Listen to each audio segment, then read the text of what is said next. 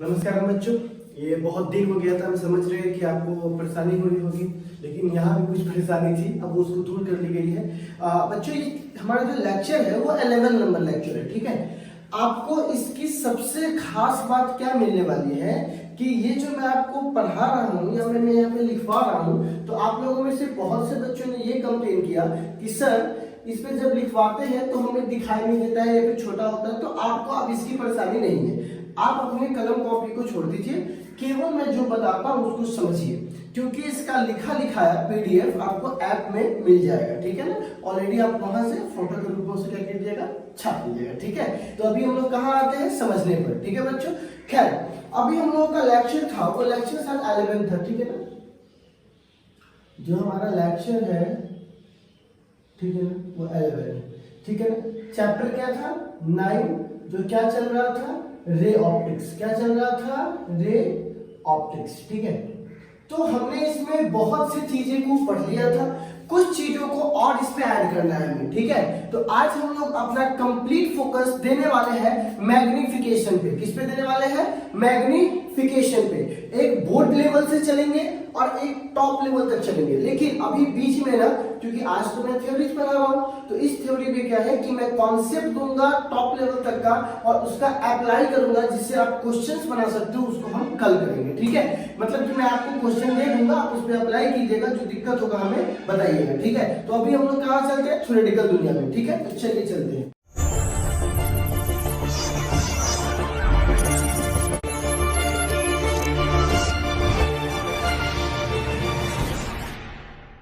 अब हमारे पास है जो एक टर्म है जिसको हम लोग बोलते हैं मैग्निफिकेशन। क्या बोलते हैं बउआ, मैग्निफिकेशन, जिसको हम लोग बोलते हैं आवर्धन। क्या बोलते हैं, आवर्धन। मैग्निफिकेशन मतलब कि आवर्धन। तो आप देखिए, हिंदी में आप लोगों ने पढ़ा होगा 10th क्लास में, एग्जैक्टली में ये होता क्या है, ध्यान से समझिए बच्चों। देखो क्या है हुआ कि हम लोग ना एक शब्द इस्तेमाल करते हैं इंग्लिश में, आपने देखा होगा, चीजों को मैग्निफाइड कर दिया गया है, मतलब उसकी आकृति को बड़ा कर देना, ठीक है। अब हालांकि मैग्निफाइड का मैग्निफिकेशन में दो चीजें होती है, आपको पता होना चाहिए कि जब कोई प्लेन मिरर होता है, उसमें जिस साइज का ऑब्जेक्ट होता है उसी साइज का इमेज बनता है, ठीक है। लेकिन जब कोई दूसरा मिरर होता है, जैसे कि कॉनकेव, कॉन्वेक्स, उसमें क्या होता है, उसमें होता यह है कि जितना बड़ा इमेज होता है उससे बड़ा भी बन सकता है, उससे छोटा भी बन सकता है। तो डिपेंड करता है कि पोजीशनिंग क्या क्या है उसकी, ठीक है। तो अलग अलग मिरर में छोटा भी बन सकता है, बड़ा भी बन सकता है, ठीक है। तो अब मेरा सवाल आया, प्लेन में तो बराबर बनता था, पर इसमें क्या हुआ, बड़ा भी बन सकता है और छोटा भी बन सकता है। तो एग्जैक्टली में कितना गुना छोटा बनेगा, कितना गुना बड़ा बनेगा। तो इसी कंपैरिजन को जानने के लिए, इसी टर्म को समझने के लिए हमारे पास एक टर्म लाया गया, जिस टर्म का नाम क्या था, मैग्निफिकेशन। मतलब हम उससे ये समझ सकते हैं कि जो ऑब्जेक्ट था उससे कितना गुना ऑब्जेक्ट बड़ा हो गया या कितना गुना ऑब्जेक्ट छोटा हो गया। इससे हमको एक कंप्लीट आइडिया मिलता है उसके लेंस के या फिर मिरर के, जो भी चीज है उसके पावर के बारे में, ठीक है ना। तो खैर, कोई आपसे पूछेगा मैग्निफिकेशन क्यों पढ़ते हैं, तो इसका जवाब क्या दीजिएगा कि कोई भी ऑब्जेक्ट अपने साइज का कितना गुना बड़ा या छोटा हो रहा है उसको जानने के लिए किसको पढ़ते हैं, मैग्निफिकेशन। तो कोई पूछेगा मैग्निफिकेशन क्या है, तो यह वह क्वांटिटी है जो क्या करता है, रिलेट करता है किसको, साइज ऑफ इमेज को, किससे, साइज ऑफ ऑब्जेक्ट से, उसी को हम लोग क्या बोलते हैं, मैग्निफिकेशन। तो क्या बोलेंगे एकदम आसान से, द क्वांटिटी विच इज, आप लोग लिखिए नहीं, यहाँ पे सिर्फ देखिए, क्योंकि लिखा हुआ ऑलरेडी आपको मिल जाएगा। अगर आप लिख सकते तो लिख लीजिए, कोई दिक्कत नहीं। The quantity which is relate the size of image to the, किससे, to the size of object is called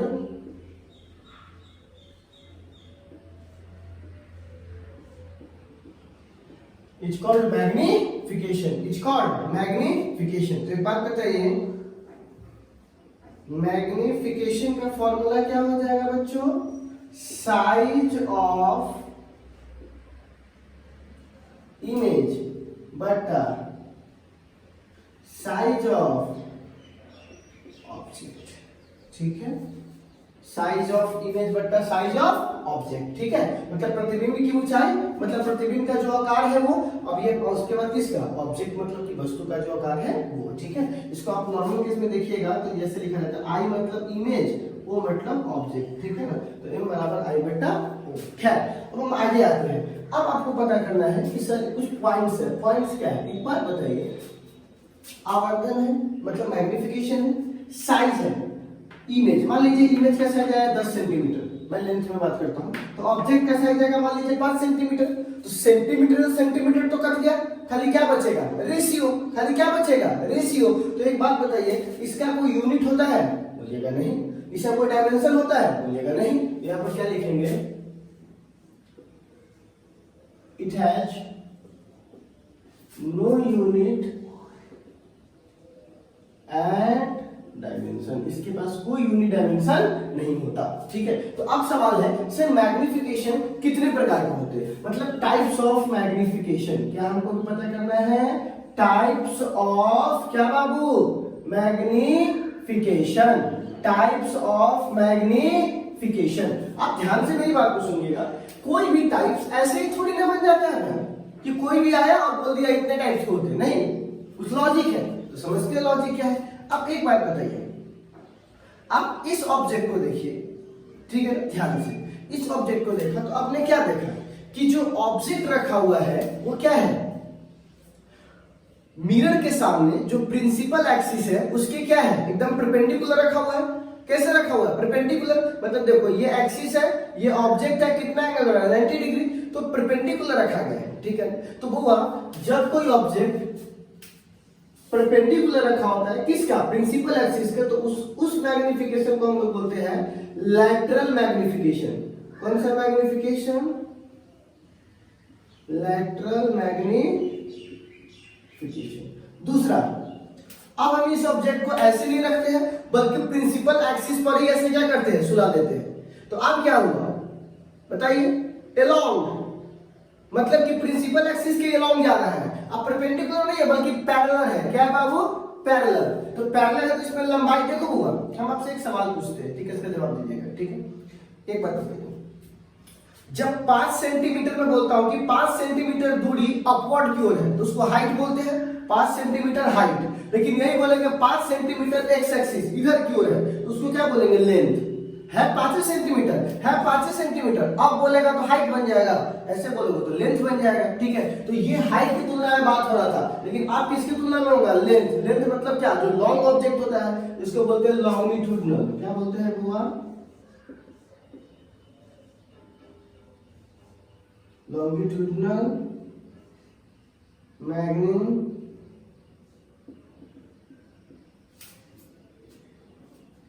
longitudinal magnification.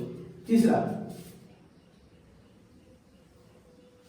आप देखो कोई ऑब्जेक्ट है, अभी तक मैं इस दोनों की बात किया हूं, तो इसमें क्या था कि जो ऑब्जेक्ट था वो उसमें केवल लंबाई थी, चौड़ाई वराई नहीं थी। लेकिन अब मान लो कि कोई लंबा और चौड़ा दोनों ऑब्जेक्ट आ गया, तो अब उसका लेंथ नहीं होगा, अब उसका एरिया बनेगा। यहां रखिएगा तो उसका एरिया कहां बनेगा? यहाँ पे। तो देख रहे हो एरिया का बात हो रहा है। किसका बात हो रहा है? एरिया पे। तो किसी ऑब्जेक्ट का एरिया कुछ है और उसका इमेज कुछ साइज का बन रहा है, इसको बोलते हैं magnification of area. Magnification of area. Magnification of area. ठीक है, अब सवाल आता है चौथा वाले का। ठीक है ना, इसमें क्या है? एंगल। जैसे मान लीजिए हम आंखों से देखते हैं, ठीक है ना, तो क्या हुआ कि हम आंख से किसी चीज को ऐसे देख रहे हैं तो एग्जैक्टली वो एंगल बनाता है। क्या बनाता है? एंगल।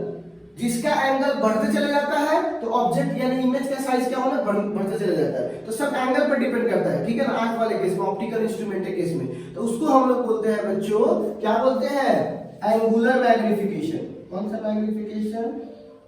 एंगुलर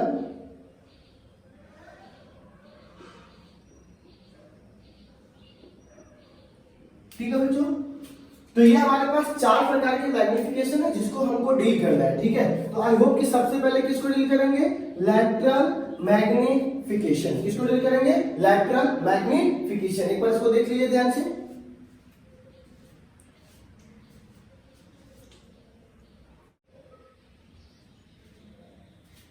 तो चलिए अब हम लोग बात कर रहे थे जिस टॉपिक पे हम लोगों को बातें करनी थी, वो बात है लैटरल मैग्निफिकेशन। सबसे पहले किसके बारे में बात करना है बुआ, लैटरल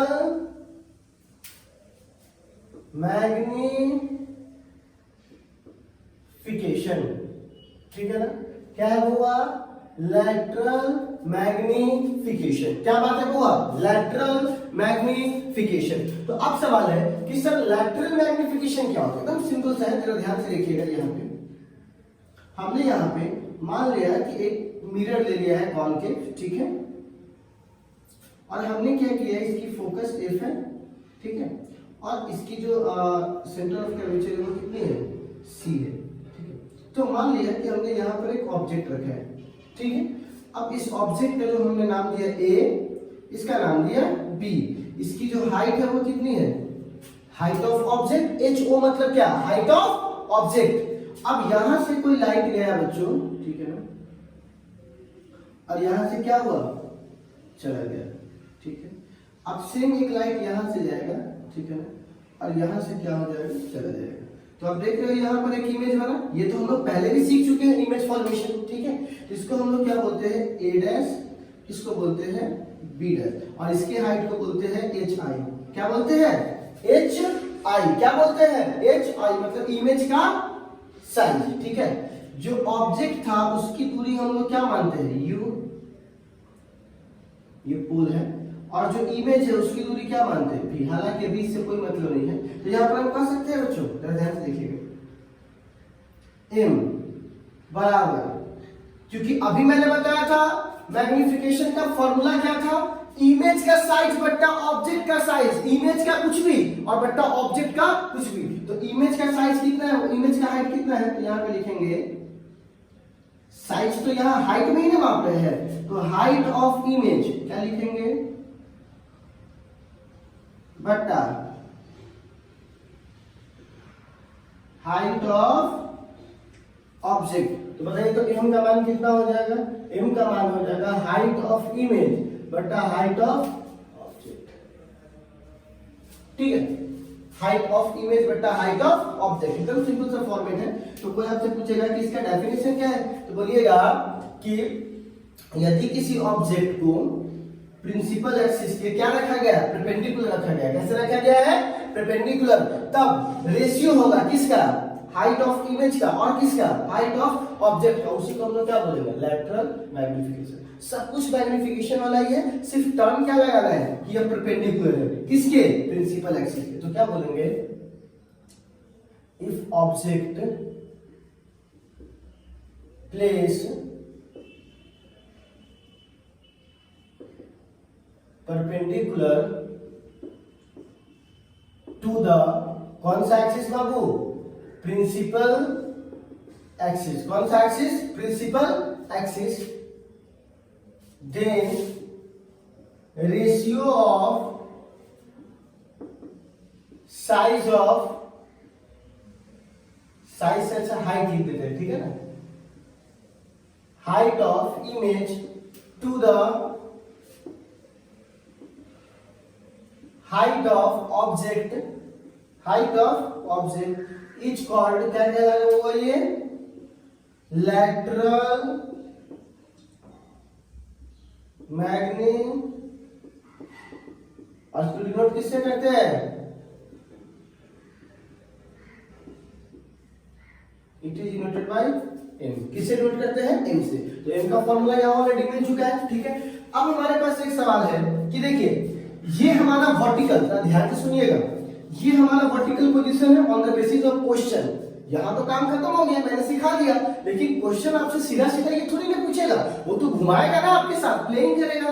तो क्वेश्चन में क्या होता है, वर्टिकल पैरामीटर को हॉरिजॉन्टल पैरामीटर में चेंज करना है। अब कहिएगा ये वर्टिकल पैरामीटर क्या है, तो ध्यान से देखिए, ऑब्जेक्ट का हाइट वर्टिकल में है, इमेज का हाइट वर्टिकल में है, लेकिन ऑब्जेक्ट की दूरी हॉरिजॉन्टल में है, इमेज की दूरी हॉरिजॉन्टल में है, तो वर्टिकल को किस में चेंज करना है, हॉरिजॉन्टल में। ये आपने क्वेश्चन बहुत देखा होगा 10th क्लास में भी था, और आगे भी आप पे क्वेश्चन जब मैं पीडीएफ आपको दिया और बता दूंगा कहां पे मिल जाएगा आपको, तो यहां पर आपको ये क्वेश्चन देखने को मिलेगा। तो यहां पर हम बात कर रहे हैं रिलेशन बिटवीन,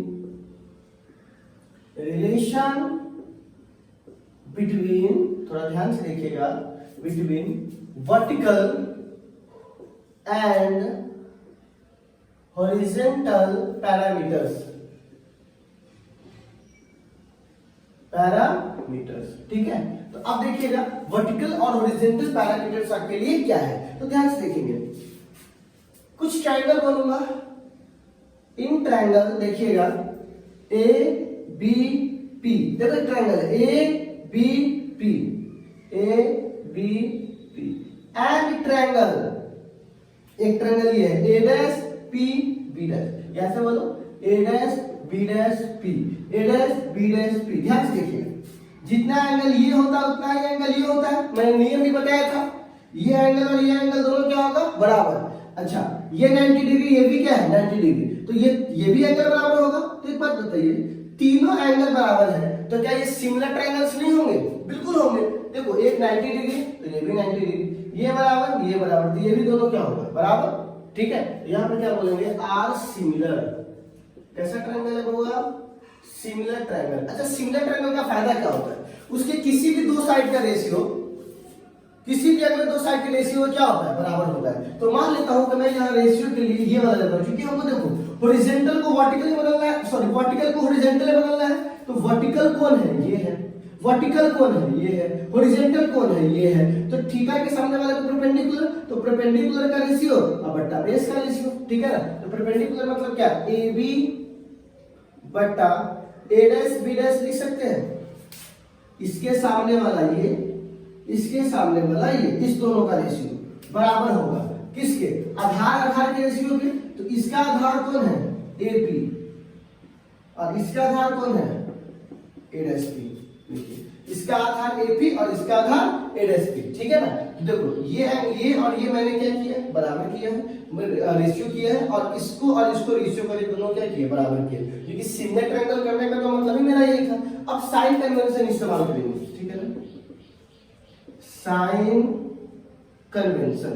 देखिएगा साइन कन्वेंशन से क्या है, ए बी, देखिए ए बी का मान कितना है, एच ओ प्लस में कि माइनस में, प्लस में, क्यों प्लस में, क्योंकि प्रिंसिपल एक्सिस से क्या है, ऊपर, ठीक है। अच्छा A dash B dash H I plus की माइनस, माइनस, क्यों माइनस, क्योंकि प्रिंसिपल एक्सिस से नीचे, ठीक है। अच्छा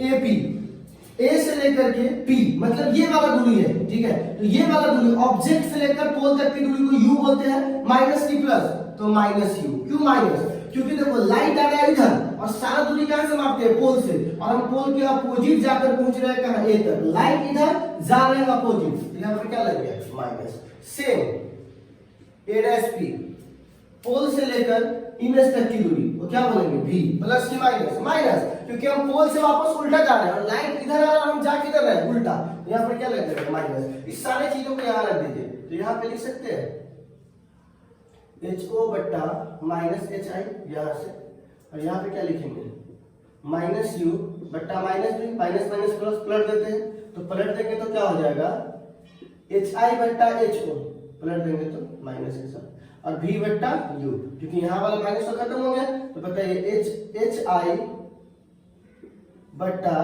एच ओ बराबर लिख सकते हैं माइनस v बट्टा u, क्योंकि ये माइनस यहाँ आ जाएगा, और एच आई बट्टा एच ओ को तो हम लोग m बोलते हैं, m मतलब मैग्निफिकेशन। तो एक बात बताइए, मैग्निफिकेशन का फॉर्मूला क्या हम लोग पहले निकाले थे, एच आई बट्टा एच ओ, लेकिन अब क्या बोल सकते हैं, माइनस बी मतलब इमेज का दूरी और बट्टा ऑब्जेक्ट का दूरी, ठीक है ना, बराबर क्या लिखेंगे m, और भी किसके साथ, माइनस के साथ। तो m का जनरल फॉर्मूला क्या आ जाएगा, माइनस बी बट्टा यू या m बराबर एच आई बट्टा एच ओ। इस पर कितना सवाल है, ठीक है, कितना सवाल मैंने आपको दिया है, मैं आपको दिखा दूंगा पीडीएफ कहां पे आपको मिलेगा, तो ये आप जरा से याद रखिएगा, बहुत सवाल इस पे, ठीक है। तो आई होप कि आपने इसको समझा होगा थोड़ा मोड़ा, ठीक है।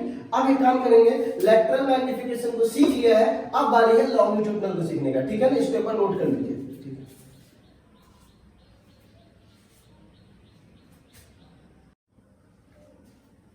चलिए अब देखिएगा हमारे पास जो सेकंड है जिसको हम लोग बोलते हैं लॉन्गिट्यूडनल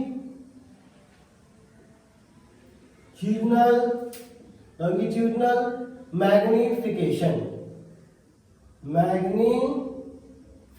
अब ये कहिएगा ये लॉन्गिट्यूडनल मैग्निफिकेशन की क्या आवश्यकता है, तो ध्यान से सुनिएगा। अभी तक हम जो ऑब्जेक्ट था उसको सीधा रख रहे थे, अब इसी ऑब्जेक्ट को हम क्या कर रहे हैं, प्रिंसिपल एक्सिस पे सुला देते हैं, मतलब एंगल 0 डिग्री का है, ठीक है ना। तो जो सीधा रखा था तो हाइट की तरह काम कर रहा था, अब उसको गिरा दोगे तो लंबाई की तरह काम करेगा। कोई भी जो ऑब्जेक्ट अगर वो सीधा है ऐसे रखा हुआ तो उसको बोलते हैं कितना हाइट का है, लेकिन ऐसे रखा हुआ है तो कितना लंबाई का है, ठीक है। तो एक बात बताइए, जब हम बिल्डिंग खरीदते हैं तो क्या बिल्डिंग में देखते हैं तो क्या बोलते हैं, ये कितना हाइट बिल्डिंग है, और उसी बिल्डिंग को सुला देंगे मतलब उतना ही जमीन अगर मैं वहां नापूंगा तो बोले कितना हाइट का जमीन है, बोलेंगे नहीं कितना लंबाई का जमीन है, ठीक है। तो खैर यहाँ पर मेरा कहने का मतलब हुआ कि अब हम जो है ऑब्जेक्ट है, ठीक है, अब मैंने इस ऑब्जेक्ट को यहां पर ऐसे सुला दिया है, ठीक है। तो इसको क्या बोलेंगे, du, ऑब्जेक्ट को क्या बोलेंगे, du। अब देखो इस ऑब्जेक्ट का जो इमेज बनेगा वो यहां बनेगा, उसको बोलेंगे dv। इस मोबाइल में क्या पीछे पड़ रहा है, इसे क्या बोलेंगे dv, ठीक है। तो अब देखो ये क्या है du, ये क्या है dv, ठीक है। अब देखो dv मतलब क्या, छोटा सा ऑब्जेक्ट का छोटा सा इमेज, ठीक है ना। इसको क्या बोलेंगे, यहां ध्यान से देखिएगा m, ठीक है।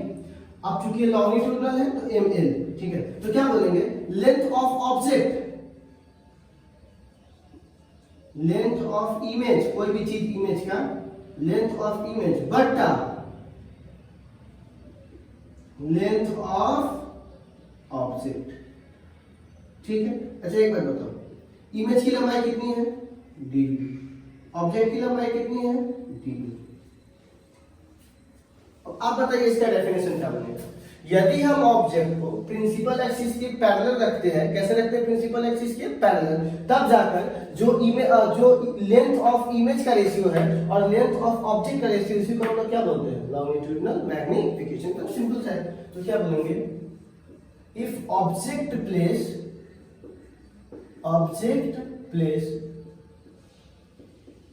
parallel to the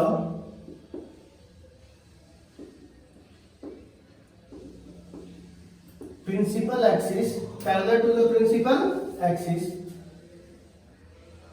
then ratio of length of image किसके साथ, to the length of object is called, क्या कहलाएगा हुआ वो, is called longitudinal मैग्निफिकेशन, ठीक है। और इसको डिनोट किससे करते हैं हुआ ml से, ठीक है ना। चलिए अब इसको एक काम करते हैं, अब हमारे पास क्या है, ये तो ml आ गया है। अब एक तो हमने इसको देख लिया, अब दूसरा सवाल आता है कि सर अगर ये ml आ गया है, अगर ऑब्जेक्ट ये है और ये है, तो हमको बताइए लॉन्गिट्यूडनल मैग्निफिकेशन और लैटरल मैग्निफिकेशन में क्या रिलेशन आ सकता है, ठीक है ना। तो चलिए इसको देखते हैं।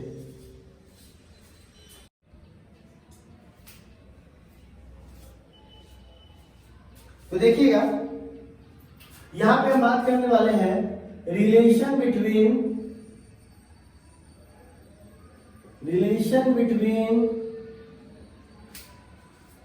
लैटरल मैग्निफिकेशन, कौन सा magnification, lateral magnification and longitudinal magnification, lateral magnification और लॉन्गिट्यूडनल मैग्निफिकेशन। ये एकदम सिंपल सा फॉर्मेट है, इसको थोड़ा सा ध्यान में रखना है। देखो वो क्या है, मैं मान लेता हूं हुआ कि आपको पता है कि यदि ऑब्जेक्ट की लंबाई चेंज करेगी तो इमेज की भी लंबाई चेंज करेगी, एकदम कॉमन सेंस की बात है। यहाँ पर क्या बोलते हैं, इफ लेंथ ऑफ ऑब्जेक्ट, क्या बोलेंगे हुआ, length of object is change, थोड़ा ध्यान से देखिएगा, ऑब्जेक्ट की लेंथ क्या हो रही है बच्चों, चेंज। तो यहां पर किसकी लंबाई भी चेंज होगी, length of image is also change. ठीक है, अब देखो तो यहां पर चूंकि मिरर फॉर्मूला है तो 1/f बराबर 1/u प्लस 1/v लिख सकते हैं, बोलो बिल्कुल लिख सकते हैं। एक बात बताइए, इसको ऐसे भी लिखा जा सकता है ना, f के पावर -1 बराबर u के पावर -1 प्लस v के पावर -1। ठीक है, क्योंकि नीचे +1 है, ऊपर जाएगा तो क्या बन जाएगा -1।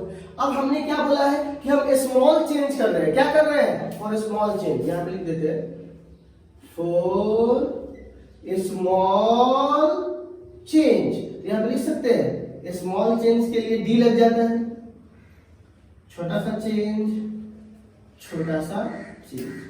ठीक है बच्चों, हम ऑब्जेक्ट की दूरी चेंज करेंगे तो यहाँ इमेज की दूरी भी क्या हो जाएगी, चेंज हो जाएगी। ठीक है, अब यहाँ पर एक बात बताओ, हम यहाँ पे करने क्या वाले हैं कि हम इस दोनों तरफ से थोड़ा डिफरेंशिएशन करना चाहते हैं। तो यहाँ पे लिख देंगे एक बार, क्योंकि जिसका डिफरेंशिएशन होता है उसी के तुलना में ना होता है, तो यहाँ पर हम क्या बोलेंगे, डिफरेंशिएट कर रहे हैं तो df तो कहीं था नहीं, अपने मन से ले आए, तो जब अपने मन से ले आए तो अपने मन से मल्टीप्लाई भी तो करना पड़ेगा, ताकि यहाँ से यहाँ ये कट जाएगा और ये हमारा काम निकल जाएगा। फिर कहिएगा ये किए क्यों, आप कर्जा क्यों लेते हैं, नहीं देने के लिए, वापस भी तो करना पड़ता है, लेकिन उस समय आपका काम क्या होता है, निकल जाता है। बस यही बात है, हम कर्ज लिए फिर उसको वापस कर दिए, लेकिन हमारा काम क्या है उसमें से निकल जाएगा। ठीक है, बराबर यहाँ पर क्या लिखेंगे, u है तो u के तुलना में du गुने du, फिर कट के ये आ जाएगा, प्लस dv है तो यहाँ पे dv, फिर कट कर वही आ जाएगा। आपको पता है, ध्यान से सुनिएगा, ये कोई मिरर रखा हुआ, आपके घर में कोई मिरर है, आप छोटका ऑब्जेक्ट लेके जाओगे तो मिरर बड़ा हो जाएगा और बड़का ऑब्जेक्ट लेके जाओगे तो मिरर छोटा हो जाएगा। मिरर अपना साइज नहीं बदलता, ऑब्जेक्ट और इमेज अपना साइज बदलता है। तो यहाँ पर मिरर का जो फोकस है वो क्या है, कांस्टेंट। क्या लिखेंगे वो, कांस्टेंट। ठीक है, तो जब आपका फोकस कांस्टेंट है तो कांस्टेंट का डिफरेंशिएशन क्या आता है, 0। कांस्टेंट का डिफरेंशिएशन 0, ये आपको पढ़ना था, मैं बता भी दिया हूं, कितना बार वापस बता रहा हूं कि कांस्टेंट का डिफरेंशिएशन 0, तो ये सारा टर्म क्या हो जाएगा 0, क्योंकि ये क्या है, कांस्टेंट। अब मैं इसकी बात करता हूं, ये तो बदल रहा है, u बदल रहा है, u का लेंथ बदल रहा है, तभी तो v का लेंथ बदल रहा है। ठीक है ना, अब यहां पर देखिएगा, एक फॉर्मूला आपको आता होगा, x के पावर n का डिफरेंशिएशन x के तुलना में क्या होता है, x के पावर n इंटू x के पावर n माइनस 1। ये तो बच्चे वाला बात है, x के पावर n का डिफरेंशिएशन n इंटू x के पावर n माइनस 1। ध्यान से सुनना, यहाँ पर एकदम सीधा बैठो, यहाँ पे क्या लिखेंगे, -1, क्योंकि -1 बाहर आ गया, ये इसका डिफरेंशिएशन कर रहे हैं, तो यहाँ पे क्या हो जाएगा, u के पावर -1 और du को du लिख देते हैं, क्योंकि इसका कारोबार तो हो गया, लेकिन ये जस्ट का 10 रह गया। ठीक है, प्लस -1 तो -1 बाहर, क्योंकि फॉर्मूला है n बाहर और n -1, तो भी n -1, n की जगह -1 है पहले से और -1, और यहाँ पे dv बच गया। ठीक है, इसको लिख सकता हूँ u बराबर -1 और माइनस माइनस क्या हो जाएगा, यहाँ पे प्लस -2 हो जाएगा, तो u गुने u के पावर कितना हो जाएगा, -2। ठीक है, और यहाँ पे क्या हो जाएगा, du माइनस v 1 से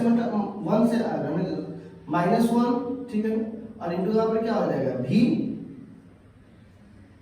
है ना, v के पावर -2 इंटू dv। क्या मैं इसको ऐसे लिख सकता हूँ, तो ध्यान से देखिएगा, मैं इसको ऐसे लिख सकता हूँ, o बराबर मतलब कि 0 बराबर -1 बट्टा u स्क्वायर, क्योंकि जो ऊपर माइनस से नीचे जाएगा तो क्या बन जाएगा, प्लस, और यहाँ पर क्या हो जाएगा, du माइनस ये माइनस, ठीक है, 1 बट्टा v का स्क्वायर है, नीचे जाएगा तो प्लस, इंटू dv। एक बात बताइए, इधर इसको इधर ले आएंगे तो प्लस बन जाएगा, तो 1 बट्टा v स्क्वायर इंटू dv बराबर -1 बट्टा u square into du। Confirm.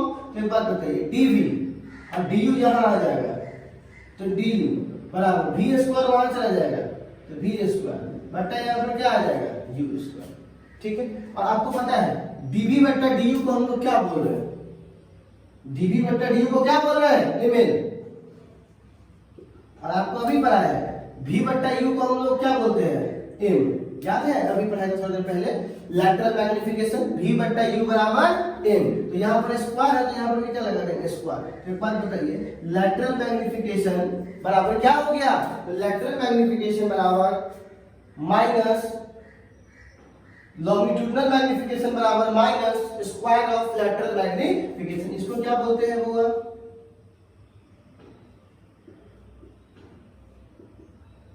Longitudinal magnification. क्या बोलते हैं बच्चों इसको, लॉन्गिट्यूडनल मैग्निफिकेशन। m को क्या बोलते हैं बुआ, लैटरल। क्या बोलते हैं बुआ, लैटरल मैग्निफिकेशन। ठीक है, बराबर क्या होगा माइनस, लेकिन इसका क्या होगा स्क्वायर। ठीक है, तो लॉन्गिट्यूडनल मैग्निफिकेशन बराबर क्या है, क्या रिलेशन है, बड़ा रिलेशन पूछता है याद रखिएगा। तो लॉन्गिट्यूडनल मैग्निफिकेशन बराबर हो जाएगा माइनस लैटरल मैग्निफिकेशन का स्क्वायर। ये प्रोसेस ध्यान में रखना है क्योंकि इस पर जेईई मेंस वगैरह में सवाल वगैरह आ सकते हैं और है भी, अच्छे से सवाल भी है, इसमें मैं आपको दूंगा सवाल। पहले आप इस टर्म को समझ लीजिए और इसको एक बार नोट कर लीजिए। ठीक है ना, एकदम सिंपल सा फॉर्मेट था, यहां तक आपका ये खत्म था, यहां पर एक रिलेशन एस्टेब्लिश किया है। ठीक है ना, चलिए इसको नोट कीजिए।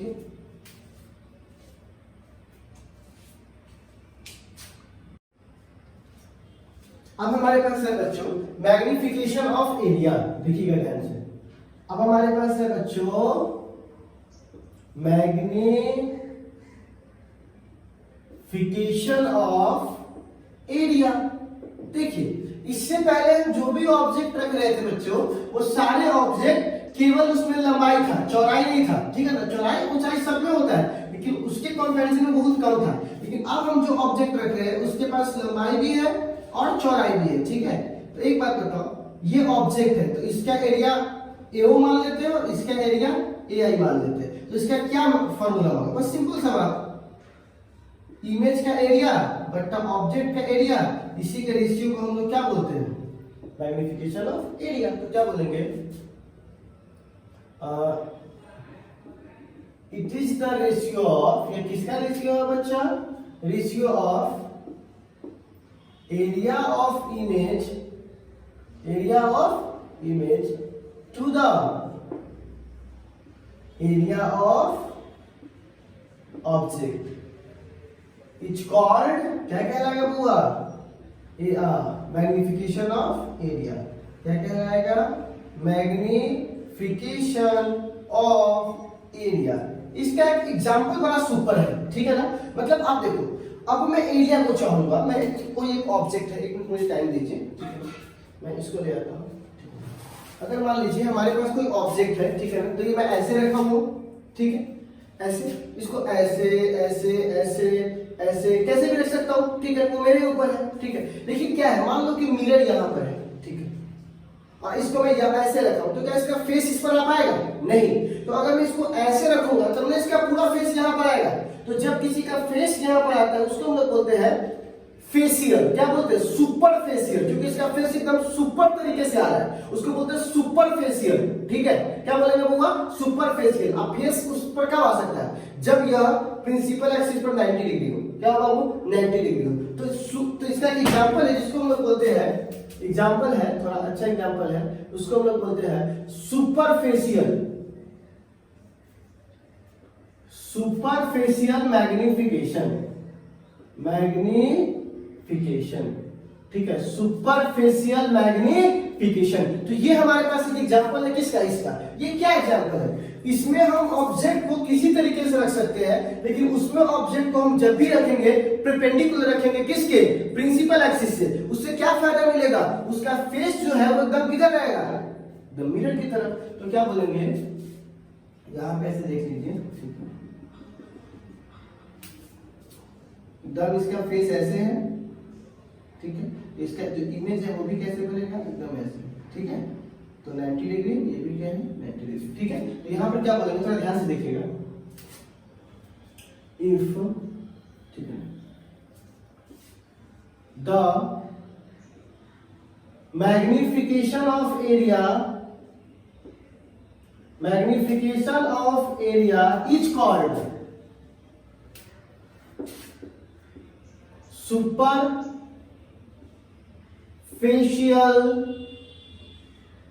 मैग्निफिकेशन। ये क्या है बताता हूं। जो मैग्निफिकेशन ऑफ एरिया है उसी को हम लोग क्या बोलते हैं, सुपरफिशियल मैग्निफिकेशन। लेकिन एक कंडीशन के साथ। कंडीशन क्या है कि हमेशा ऑब्जेक्ट क्या होना चाहिए, परपेंडिकुलर, किसके, प्रिंसिपल एक्सिस के। तो ये मत लिख देंगे, इफ ऑब्जेक्ट फेस परपेंडिकुलर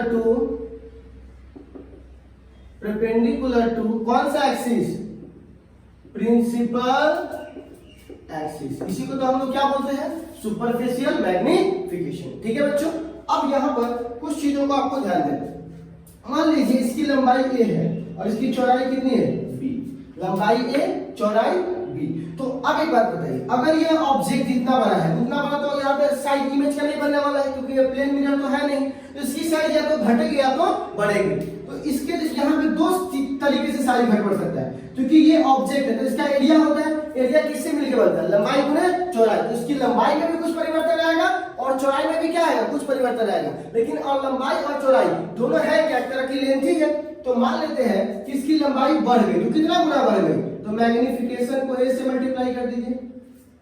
मतलब क्या वो समझिएगा, एरिया मान लीजिए a है, तो कुछ ना कुछ मैग्नीफाइड हुआ होगा इसका एरिया, या तो बढ़ा होगा या तो घटा होगा। तो ये एरिया कितना बढ़ा करा होगा, m के, m मल्टीप्लाई a, मतलब मैग्निफिकेशन किससे मल्टीप्लाई हो गया, इसके लंबाई से। फिर इसका चौड़ाई भी घटा हुआ होगा, तो ये किससे मल्टीप्लाई हो गया, b से।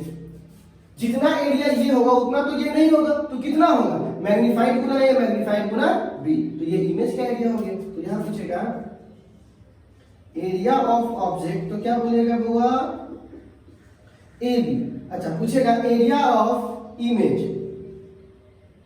एरिया ऑफ इमेज तो क्या बोलेगा, MA गुने MB। ठीक है, इसको लिख सकते हैं m स्क्वायर AB। अब देखो मैग्निफिकेशन ऑफ एरिया बराबर फॉर्मूला क्या है, I बट्टा O, AI बट्टा AO।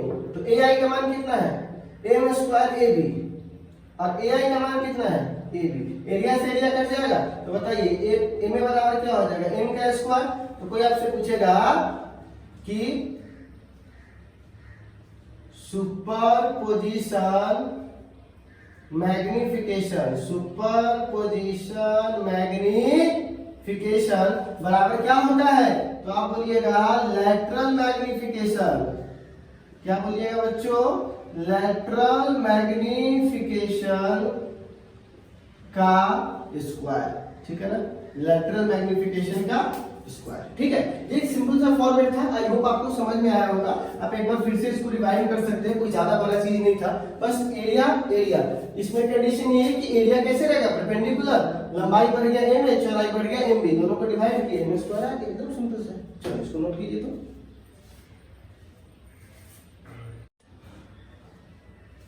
अब चौथा और आखिरी है बच्चों, जिसको हम लोग बोलते हैं, बच्चों ध्यान से सुनिएगा, एंगुलर मैग्निफिकेशन। एंगुलर मैग्निफिकेशन, ठीक है, एंगुलर मैग्निफिकेशन। देखो इसके नाम से बहुत कुछ क्लियर है। आप इस पिक्चर को जरा ध्यान से देखिए। जब आप ऑप्टिकल इंस्ट्रूमेंट्स पढ़ रहे होंगे, माइक्रोस्कोप, टेलीस्कोप, ह्यूमन आइज, उसमें क्या होगा, एक एंगल ऑब्जेक्ट बनाता है और दूसरा एंगल इमेज बनाता है। ठीक है, तो एंगल जितना बड़ा होगा इमेज उतना क्या होता है, बड़ा होने चले जाए। जैसे यहां समझ लीजिए, मतलब दूर कोई ऑब्जेक्ट रखा हुआ है तो इसके द्वारा एंगल ये बना। लेकिन जब यही ऑब्जेक्ट पास आ जाएगा तो इसके द्वारा एंगल यहां बनेगा। तो ये θ1 और ये क्या है, θ2। तो आप देख रहे हैं जैसे जैसे पास आएगा वैसे वैसे इसका एंगल क्या होता है, घटते बढ़ते चला जाता है। ठीक है ना, तो यहां पर कहा जाता है कि जो एंगल, देखिएगा, जो एंगल इमेज बनाता है और बट्टा जो एंगल ऑब्जेक्ट बनाता है, इसी को तो कहते हैं angle subtended by image to the angle subtended by object. Angle subtended by image को बोलते हैं बीटा और इसको बोलते हैं अल्फा। आगे आपको काम आएगा, ये अभी हालांकि अभी काम करने, लेकिन खाप पे पढ़ा दिए। ठीक है ना, डिटेल इसको पढ़ना है ह्यूमन आई में। ठीक है, बीटा बट्टा अल्फा। तो बीटा को क्या बोलते हैं, इमेज का सबटेंडेड, इसको क्या बोलते हैं, ऑब्जेक्ट का सबटेंडेड। तो क्या बोलेंगे, the ratio of angle subtended by, मतलब बनाना, सबटेंडेड मतलब होता है बनाना, angle subtended by eyes, angle subtended by eyes eye to the angle subtended by object, angle subtended by object from common point, कहां से होगा, पॉइंट कॉमन होना चाहिए, common point, common point is called, क्या कहलाएगा होगा, एंगुलर मैग्निफिकेशन।